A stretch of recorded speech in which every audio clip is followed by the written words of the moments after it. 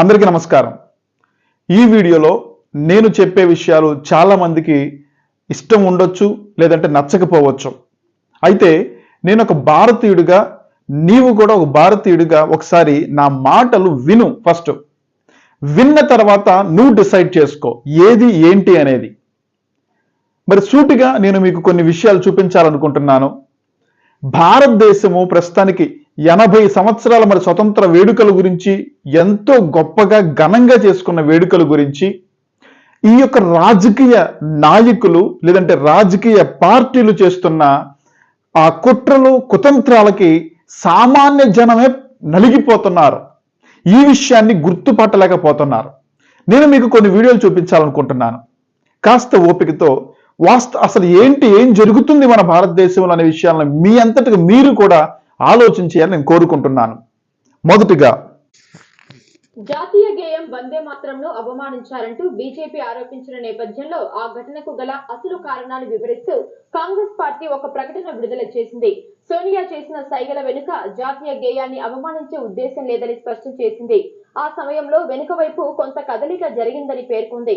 వయస్సు పైబడిన పార్టీ అధ్యక్షుడు మల్లికార్జున ఖర్గే అప్పటికే చాలా సేపటి నుంచి నిలబడి ఉండటంతో ఆయన కోసం ఒక కుర్చీని ఏర్పాటు చేయాలని సోనియా సూచించారని తెలిపింది. ఆ కుర్చీ కోసమే ఆమె సైగలు చేశారని కాంగ్రెస్ పార్టీ వివరణ ఇచ్చింది. ఇక్కడ కాంగ్రెస్ పార్టీ వాళ్ళు ఈ యొక్క వందే మాతరం విషయంలో వీళ్ళు ఏదైతే చెప్పుకుంటున్నారో, ఆయనకి కుర్చీ కావాలని చెప్పి ఆవిడ సైగ చేసిందని, నేను దీన్ని 99% కూడా అంగీకరించలేకపోతున్నాను. వారి సైగలు చూస్తుంటే మనకేంటో అర్థం అవుతుంది. అంటే వందే మాతరం పాట కంప్లీట్ గా కూడా వాళ్ళు పాడడానికి ఇష్టపడలేదు, లేదంటే సముఖత చూపలేదని మనకు అర్థం అవుతుంది. సరే, ఓకే, వాళ్ళు ఏదో చెప్పుకున్నారు, మనం నమ్ముదాం. ఓకేనా? రైట్. మరొక వీడియోను ఒకసారి గమనించండి.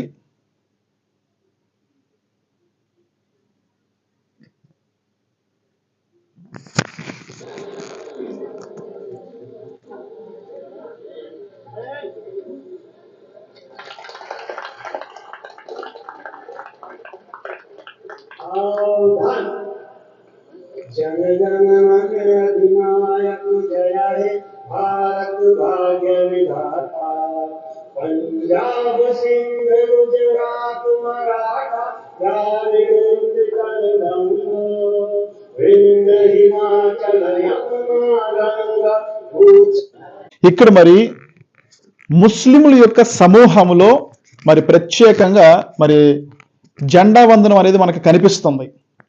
వీళ్ళు ఇక్కడ ఎంతో చక్కగా జనగణమన పాట పాడుతూ ప్రతి ఒక్కరూ కూడా దేశం మీద ఉన్న ప్రేమను చాటుకోవడం అనేది మనకు కనిపిస్తుంది. మరొక వీడియోని ఒకసారి చూద్దాం.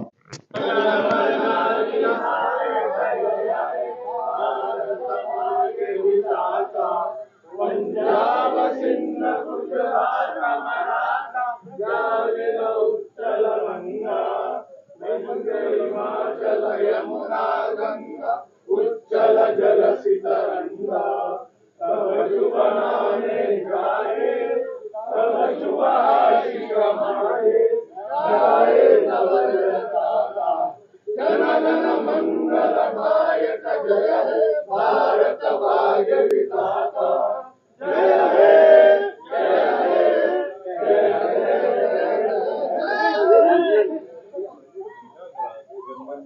ఈ వీడియోలో కనుక మీరు చూసినట్టయితే మరి యొక్క ముస్లిం పార్టీ నాయకుడు మధ్యలో ఒక వ్యక్తిని డిస్టర్బ్ చేసినట్టు, అంటే ఒక వ్యక్తి ఏదో చేస్తున్నప్పుడు ఆపినట్టు కనిపిస్తుంది. అంటే అదేంటి అంటే, మరి ఇక్కడ జెండా వందనంలో ఆ యొక్క సాంగ్ పాడేటప్పుడు మధ్యలో వ్యక్తి పూలదండం తీస్తున్నప్పుడు దాన్ని ఆపేసి కంప్లీట్ అయిన తర్వాత అతనికి చెప్తున్నాడు అలా మధ్యలో తీయకూడదని. ఇక్కడ విషయం ఏంటంటే, ఇస్లాం సహోదరుల గురించి ఎలాంటి నెగిటివ్ ప్రచారాలు జరుగుతాయో మనకు తెలుసు. అయినప్పటికీ ఇక్కడ మీరు గమనించవలసిన విషయం ఏంటంటే, ఈ ఇస్లాం వాళ్ళు పాడిన పాట ఇందాక వీడియోలోను ఈ వీడియోలోను కూడా ఇస్లాం సమూహంలో అందరూ కూడా ఈ యొక్క జెండా వందనం విషయంలో పాడే పాట ఏంటి? జనగణమన. కానీ భారతదేశం యొక్క ప్రస్తుత ప్రభుత్వం 2026లో చేసిన చట్టం ఏంటి అంటే, మరి ఈ యొక్క ప్రభుత్వ ఎక్కడైనా సరే భారతదేశం అంతటా కూడా మరి ప్రభుత్వ కార్యాలయాల్లో ఎటువంటి ప్రోగ్రామ్స్ చేసినప్పుడు ఖచ్చితంగా కూడా వందే మాత్రం పాడాలని ఫిక్స్ చేశారు. అయితే మరి ఇది ప్రభుత్వానికి సంబంధించింది కాదు కాబట్టి వీళ్ళు జనగణమన పాట పాడారు. మరి 2026కు ముందు వరకు అంటే స్వతంత్రం వచ్చిన తర్వాత నుంచి కూడా మరి ఇన్ని సంవత్సరాలు కూడా ఏ పాటను పాడారు అంటే జాతీయ గీతాన్ని పాడారు. జాతీయ గీతం అంటే ఏంటి? జనగణమన. చిన్నప్పటి నుంచి మనకి తెలిసిందల్లా మరి ఈ యొక్క అడ్వర్టైజ్మెంట్ లోని కానీ ప్రతి సినిమాలో కానీ దేశాన్ని గౌరవించే విషయంలో ప్రతి ఒక్కరూ కూడా మరి జనగణమన పాట వచ్చినప్పుడు వాళ్ళు దేశానికి ఇచ్చే మర్యాద వాళ్ళు నిలబడిపోవడం అనేది మనం చిన్నప్పటి నుంచి చూస్తున్నాం. అయితే 2026లో మరి ప్రత్యేకంగా ఈ యొక్క మోదీ ప్రభుత్వం కావాలని మరి ఇతర కమ్యూనిటీల్ని మరి ఇతర సమాజాన్ని ఇబ్బంది పెట్టే విధంగా వందే మాత్రం కంపల్సరీగా పాడాల్సిందే, మరి 6 చరణాలు పాడాల్సిందని కొత్త చట్టం తీసుకొచ్చింది. మీరు దీన్ని గుర్తించండి. ముస్లింల మీద లేదంటే క్రైస్తవుల మీద దేశం అంటే వీళ్ళకి భక్తి లేదు, దేశం అంటే ప్రేమ లేదు అనే విషయాలలో మరి విచిత్రంగా రకరకాలుగా ప్రతి దాన్ని టార్గెట్ చేసి మరి యొక్క బీజేపీ ప్రభుత్వం అనేది ఎప్పుడు కూడా ప్రచారం చేస్తూనే ఉంటది. మనకి ఎంతో స్పష్టంగా కనబడుతుంది. ఇక్కడ కొన్ని వేల మంది మరి ఇస్లాం కమ్యూనిటీ కూడా మరి మన ఇక్కడ జెండా పండుగ చేసుకోవడము మనకి ఎంతో స్పష్టంగా కనబడుతుంది. జాతీయ గీతానికి వీరు ఇచ్చే రెస్పెక్ట్ మనకు కనబడుతుంది. జాతీయ గేయం ఏంటి? వందే మాత్రం. అది వాస్తవానికి నేషనల్ సాంగ్ గా మరి ఇన్ని సంవత్సరాలు కూడా పాడలేదు. అయితే ఇందాక నేను మీకు చూపించాను చూసారా, ఆ వందే మాత్రం పాట విషయంలో మరి సోనియా గాంధీ గారు వీళ్ళ అబ్జెక్షన్ తెలిపారని 2 చరణాలే అనేక సంవత్సరాల నుండి అది వందే మాత్రం మరి జాతీయ గేయంగా ఎంతో ఇష్టపడ్డారు అందరూ కూడా. మిగిలిన చరణాలు ఎందుకు కలిపారో మరలా అంటే కలపడం అంటే పూర్తి పాటను మరలా ఎందుకు పాడవలసి వచ్చింది అనేది మీకు మీరుగా సెర్చ్ చేయండి. ఆ పాట ఎవరు రాశారు, ఎందుకు వ్రాయబడింది అనేది కూడా మీరు సెర్చ్ చేయండి. మీకంటూ ఒక పని ఉండాలి కదా నిజాలు తెలుసుకోవడం కోసం. ఇక్కడ నేను ఇంకో విషయం చెప్పాలనుకుంటున్నాను. అదొకసారి ఏంటి అంటే మరి మర్యాద లేదు, దేశం అంటే ప్రేమ లేదు అన్నట్టు మరి విభిన్న రకాలుగా ప్రచారాలు చేస్తున్నారు కదా. మరి మోదీ గారు ఏం చేశారు ఒకసారి అది కూడా చూద్దాం మనం. మరి ఇక్కడ ఇమేజ్ లో మీరు కనుక చూసినట్టయితే ప్రస్తుతానికి మీరు ఎక్కడ న్యూస్ మీడియాలో చూడండి లేదంటే పేపర్లో చూడండి, ఏదైనా సరే చూడండి, ఇక్కడ మోదీ గారు మరి జాతీయ జెండాని మరి అవమానించినట్టు కాదా? ఆ కలర్స్ చూడండి ఒకసారి. చూసారా కలర్స్? ఎవరో చాలా మంది అంటున్నారు అది ఇటలీ జెండానో మరి ఏదో సంథింగ్ అని. మరి ఏ దేశపు జెండానో మరి అది నాకు తెలియదు, కానీ భారతదేశపు జెండా అయితే ఆ కలర్స్ ఉంటాయి అలా ఉంటాయా?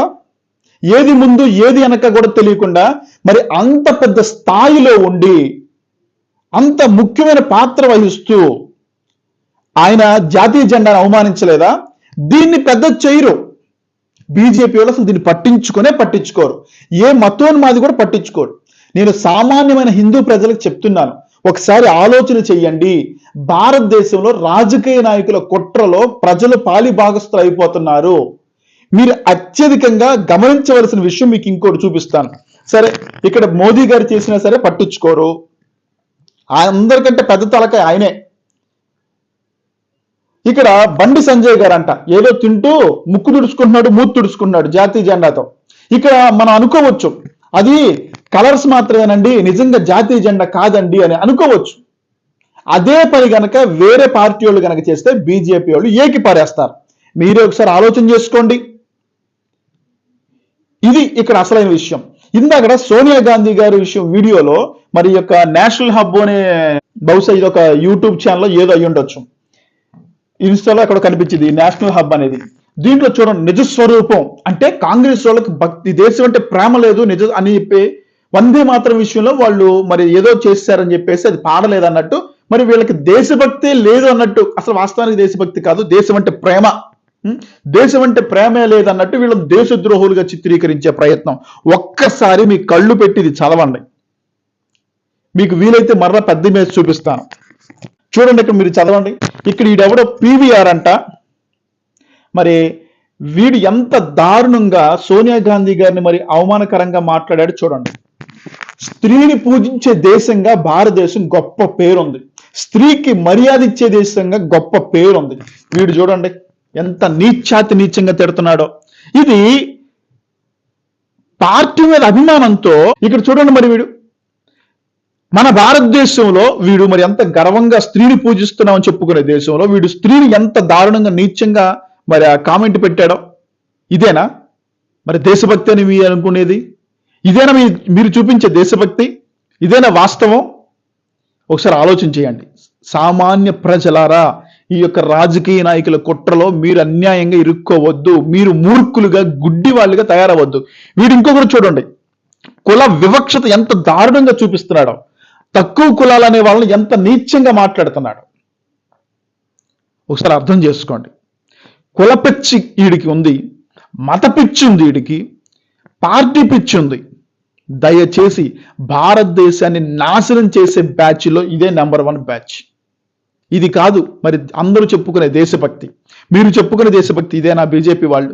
ఒకసారి ఆలోచన చేయండి, వాస్తవాలను పరిశీలన చేయండి. ఈ దేశాన్ని పాడు చేసేవాళ్ళు ఎవరు అని మీరు ఒకసారి ఆలోచన చేసుకోండి. ఈ భారతదేశాన్ని నాశనం చేసే వాళ్ళల్లో మొదటి స్థానంలో ఎవరుంటున్నారు ఒకసారి మీరు ఆలోచన చేసుకోండి. క్రైస్తవులు ఈ దేశాన్ని నాశనం చేయడం లేదు, ఇస్లాం వారు ఈ దేశాన్ని నాశనం చేయడం లేదు, ఇక్కడ సంస్కృతి సాంప్రదాయాలను నాశనం చేయడం లేదు. కేవలము హిందువులే హిందువు దేవుళ్ళను అవమానపరుచుకుంటున్నారు. కేవలము హిందువులే వారి యొక్క సంస్కృతి సాంప్రదాయాలను నీచాతి నీచంగా దిగజార్చుకుంటున్నారు. ఒకప్పుడు ఉండేవి వేరు, ఇప్పుడు జరిగేవి వేరు. ఒకప్పుడు మాట్లాడే విధానం వేరు, ఇప్పుడు మాట్లాడే విధానం వేరు. మరి ఇప్పుడు ఒకసారి మీరు గమనించుకోండి. ఈ బీజేపీయే కానీ, ఇతర కాంగ్రెస్ పార్టీ కానీ, ఇతర పార్టీలే కానీ, ఈ అన్ని పార్టీల్లో ఒకడి మీద ఒకడు దుమ్మెత్తుకొని పోసుకోవడం, ఒకడి మీద ఒకడు అవమానకరంగా బిహేవ్ చేసుకోవడం, హిందువులే నాశనం చేసుకుంటలా. మీరు ఒకసారి ఆలోచన చేయండి. మతం వేరు, రాజకీయం వేరు. ఈ రాజకీయ నాయకుల యొక్క ఉచ్చులో మీరు ఉండమాకండి. ఇంకొక వీడియో చూపిస్తాను మీకు, చివరి వీడియో ఒకసారి చూడండి. స్వతంత్ర భారతానికి Magadha news Panchasutra demand 5 demand. Number 1, article 370 మాదిరిగా ఆర్టికల్ 30 రద్దు చేయాలి. నెంబర్ 2, సెక్యులర్ అన్న పదాన్ని చేర్పేసి భారతదేశాన్ని హిందూ రాజ్యంగా ప్రకటించాలి. నెంబర్ 3, దేవాలయాలకు స్వయం ప్రతిపత్తి కల్పించాలి. నెంబర్ 4, కాంగ్రెస్ జెండా రూపంలో ఉన్న జాతీయ జెండాను దేశ జెండాగా రద్దు చేయాలి. నెంబర్ 5, స్వస్తిక్ ఓంకారాలతో హిందూ భారత కాషాయ రంగు జెండా ఎర్రకోట మీద ఎగరాలి. అప్పుడే భారతదేశానికి నిజమైన స్వాతంత్రం వచ్చిందని మగధా న్యూస్ భావిస్తుంది, మగధా న్యూస్ విశ్వసిస్తుంది. విన్నారు కదండి. మరి ఈవిడెవరో నాకు తెలియదు కానీ మగధా న్యూస్ అంటే డిమాండ్ చేస్తుందంట. మరి 5 విషయాలు చెప్పారు. మతాన్ని, మరి ఇక్కడ దేశం అంటే ప్రేమని అన్నిటినీ కలిపి చెప్పింది అనమాట. హిందూ దేవాలయాల విషయంలో జరిగే అన్యాయాల విషయం పక్కన కనుక పెడితే, జాతీయ జెండాను ఈవిడి కంటే పెద్దగా ఎవరైనా మరి ఇంకా అవమానిస్తారా? ఒకసారి ఆలోచన చేయండి. ఇప్పుడున్న జాతీయ జెండాకు మరి ఎన్ని వేల మంది ప్రాణత్యాగాలు చేశారు ఈ దేశంలో. మరి ఎంతమంది ఆ జెండాను ఎగురవేసి వారి ప్రాణాలు పోగొట్టుకున్నారు.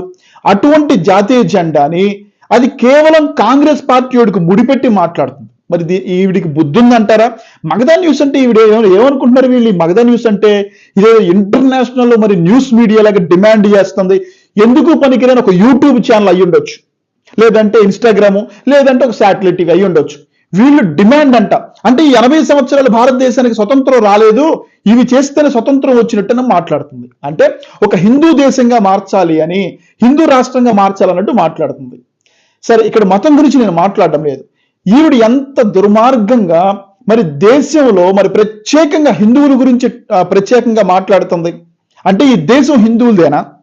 ఇలాంటి పనికి మాలిన బుద్ధి లేని వాళ్ళకి అసలు ఈ యొక్క జాతీయ గీతంలో మరి ఏముందో కనీసం అదన్నా తెలుసా? జాతీయ గీతంలో మరి ఈ యొక్క జనగణమన పాటలో 2వ చరణంలో మనకి దేశం గురించి అంటే అన్ని మతాలు అందులో ఇమిడి ఉన్నాయి.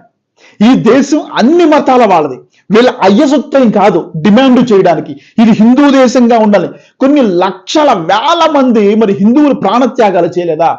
ఈ దేశం కోసం ఎంతో మంది హిందువులు పోరాటం చేసి సాధించలేదా ఈ దేశాన్ని? ఈ జాతీయ జెండాను ఎగరవేయలేదా? అంటే ఈవిడేమైనా ప్రతినిధా? ఈ మగధా న్యూస్ ఏమైనా ప్రతినిధా హిందువులకి? హిందువుల పేరుతో అన్యాయాలు చేస్తూ, హిందువుల పేర్లతో దేశంలో విభజనలు చేస్తుంది. ఇలాంటి మూర్ఖులు కాదా? 2వ చరణం ఒకసారి వినండి. ఈ జాతీయ గీతంలో ఉన్న 2వ చరణం ఏంటి? ఈ బుద్ధి లేని వాళ్ళు మాట్లాడే మాటలేంటి? हिंदू बौद्ध सिख जैन पारसिक मुसलमान क्रिस्तानी प्रेम हार हय गाथा जय जनगण ऐक्य विधायक जय हे भारत भाग्य विधाता। విన్నారా? అసలు నా చిన్నప్పటి నుంచి స్కూల్లో ఆ జనగణమన పాట వస్తున్నప్పుడు రోమాలు నెక్కబుడుచుకునేవి. దేశం మీద ప్రేమ ఉండే బాల్యం నుండి దేశం మీద ప్రేమ నూరిపోస్తూ ఉంటారు స్కూల్లో కానీ కాలేజీల్లో కానీ, ముఖ్యంగా స్కూల్ వయసులో. అలాంటిది ఒక జాతీయ గీతం వచ్చినప్పుడు అలా ఎన్నో వీడియోలు చిన్న చిన్న పిల్లలు అలా స్టాండ్ అయిపోతూ ఉంటారు, వర్షంలో నిలబడిపోతూ ఉంటారు. ఒకసారి అది కూడా చూద్దామా?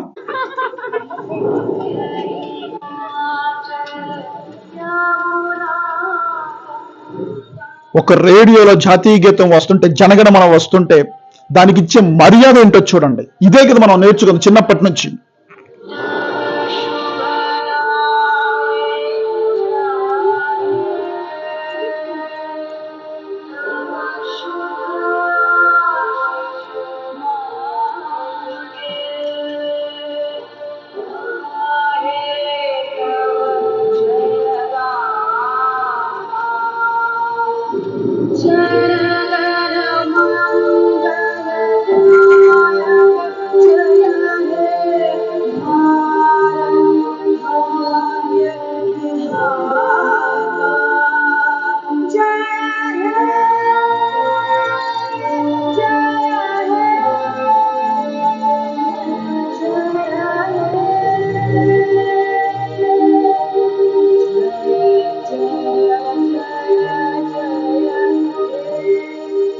How can you respect your nation if you cannot respect your national anthem?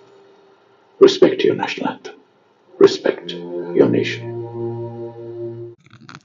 ఈ భారతదేశంలో నిజంగా దేశాన్ని ప్రేమించుకునేవాడి పరిస్థితి ఎలా ఉంది అంటే, వాడు దేశభక్తిని నిరూపించుకోవాల్సిన పరిస్థితి వచ్చేసింది.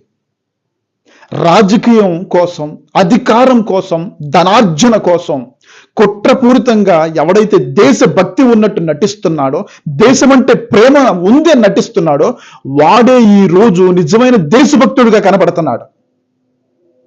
నీ దేశభక్తిని కూడా ఒకరోజు నిరూపించుకో అని చెప్పి నిన్ను అడిగే ప్రశ్నలు ఖచ్చితంగా నీ దగ్గరికి వచ్చే అవకాశం ఉంది. అది నిరూపించుకునేది దేశభక్తి అంటే ఒకసారి ఆలోచన చేయండి.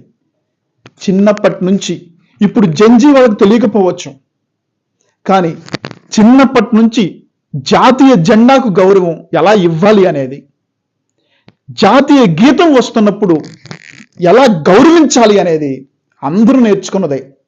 కానీ ఈరోజు 2026లో వందే మాత్రాన్ని జాతీయ గేయంగా ఖచ్చితంగా పాడాల్సిందే అని మరి ఒక కుట్రపూరితంగా పెట్టి ఇస్లాం సమాజాన్ని మిగిలిన మతాల వాళ్ళని ఇబ్బంది పెట్టే విధంగా మీరు అందరూ ఆలోచన చేయండి. 6 చరణాలు కూడా పూర్తిగా దేశం కోసం పాడినవి కాదవి. అది ప్రత్యేకంగా ఒక దేవి కోసము, ఒక దేవత కోసము భారతదేశాన్ని వర్ణించి ఆ విధంగా పాడడం జరిగింది. హిందువు కాని వాడు ఆ గీతాన్ని ఎలా పాడతాడు? పూర్తిగా ఆ మొదటి 2 చరణాలే ప్రామాణికంగా తీసుకున్నారు 2026 వరకు కూడా. కానీ ఈరోజు ఇప్పుడు దాని గురించి కూడా కాదు అసలుకి. జాతీయ జెండాను తిరగబెట్టొచ్చు, జాతీయ జెండంతో మొఖం తుడుచుకోవచ్చు, ముక్కు తుడుచుకోవచ్చు, ఎలాగన్నా చేయొచ్చు. వాళ్ళేమో నిజమైన దేశభక్తులు.